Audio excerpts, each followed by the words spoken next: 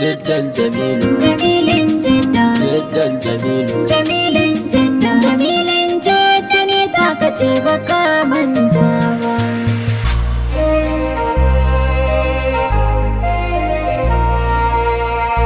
Bravo Master. Jiddan Jamilu ki nazari wannan lamari sai dai haƙuri. Ki sa nutsuwa a zance na ƙarshen lamarin kiyo katari. Idan kin yarda na yi kira don Allah to ki zo da wuri. Ki san haƙuri da ranar sa kan bina ai ba kya gaji ba. Ka yarda da ni na yarda da kai Jamilu ka ƙara yin duba. To yau kuma gashi ka canja min dalilin ban gano ba. Yin laifi na yau a gare ka yau na zo ina tuba. Amma ka cire batun kishiya har abada ba zan so ba. Ki gane Jidda ni naki ne, al'umma amma sun san haka ne. Da ke aka san mu sama ne, komai kika so ni mai miki ne. Jiddan Jamilu, amma kishin da ke kanki Jidda na ce ki sauke shi. Ki san aure nufin Allah yake ba mai canja tsarin shi.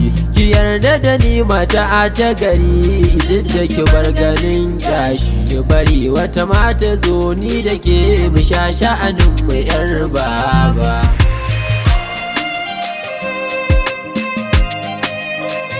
Waya za a yi na yarda da kai ka ce za ka yi min kishiya. Akan ne ka yi min kishiya ai gara a ɗaurin ƙugiya. Zaman me ya zaune da kishiya wannan aikin da kamar wuya. Amma ka sani ina son ka Jamilu ba za na rufe ka ba. Jiddan Jamilu kuma gida ko dan Jamilu da samun sa'ada sauki yake samun guji tsada. Karuwa ki sha zan baki na ran da ke kula da shuka adan ta yi hudanni. Na sani ke baki da ganda ni da ke kwarai kin san da ajanda. Kan hakan na ce karki saranda. Na fi so mu zo makiyan mu su buɗa Jiddan Jamilu.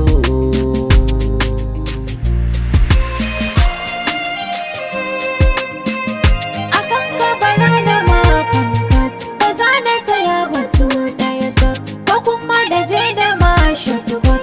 Jamilu da kai na saba barin ka ya zama ukuba. Da ko umma da abba su san haka je ka duba. Jamilun Jidda ni ma na so ka min kishiya don Allah Jamilu ka tausaya.